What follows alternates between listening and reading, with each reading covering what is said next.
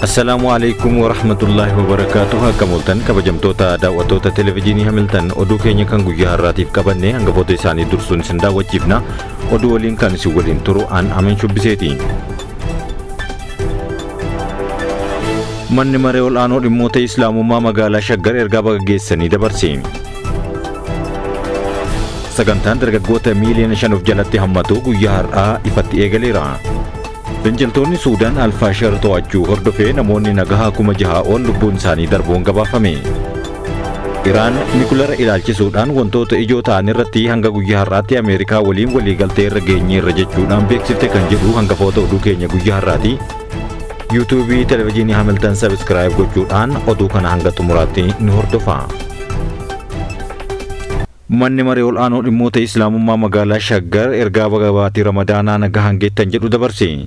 Manni maree ol'aanoo dhimmoota Islaamummaa magaalaa Shaggar guyyaa har'aa ergaa dabarseen Musliimoonni guutuu addunyaa irra jirtanii fi magaalaa Shaggar keessa jirtan hundi keessanuu baga baatii Ramadaanaatiin nagahaan isin gahee jedheera.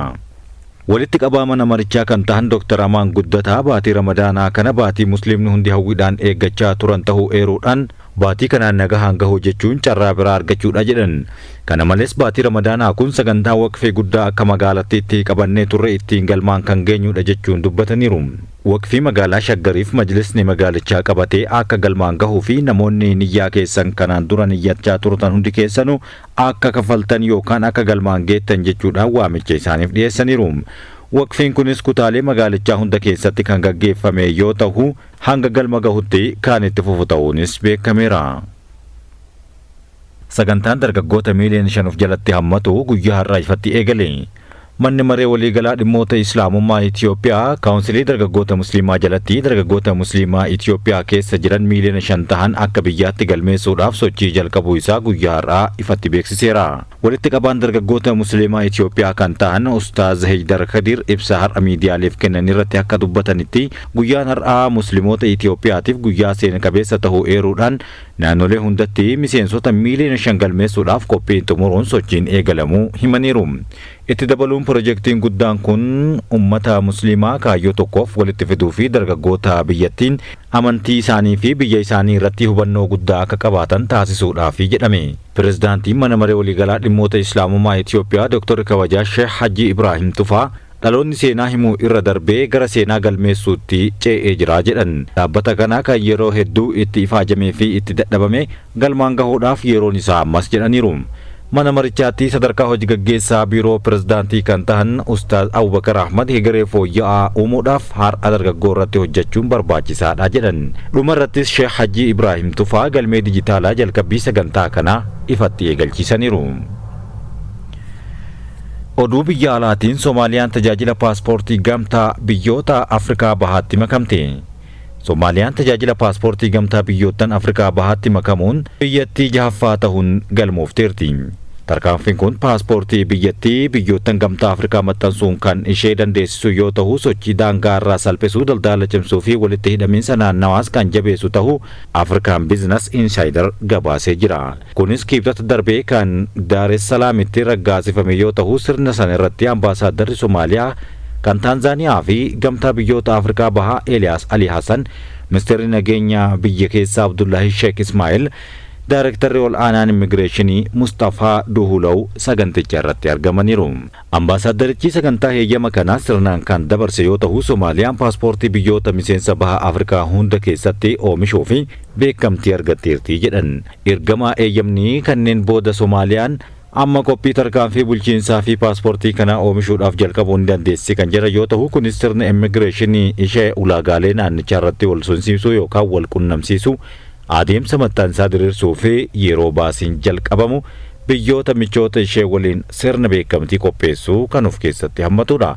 Kunis guyyoota tokko booda Soomaaliyaa fi Taanzaaniyaa waliigaltee kan waliin hubannoo uumuu irratti immigireeshinii mallatteessan irratti aanee kan ibsamedha jedhan. Waliigalteen kun namoonni paaspoortii dippiloomaasii fi tajaajila qaban yeroo biyya gara biyyaatti ce'anitti viizaa achumatti akka argatanis kan taasisudha.